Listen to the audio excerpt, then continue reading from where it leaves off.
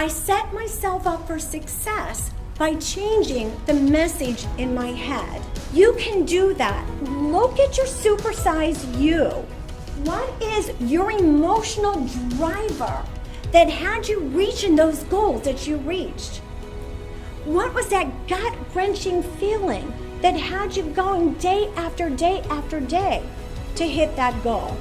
Your supersize you gives you the foundation to have self-efficacy, to look at how you can use the resources you have to improvise, and how you can take that emotional driver to have conviction that is stronger than any disruption you will ever have.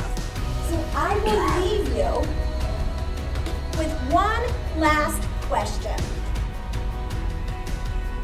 What is your first step for you to bounce up? Thank you.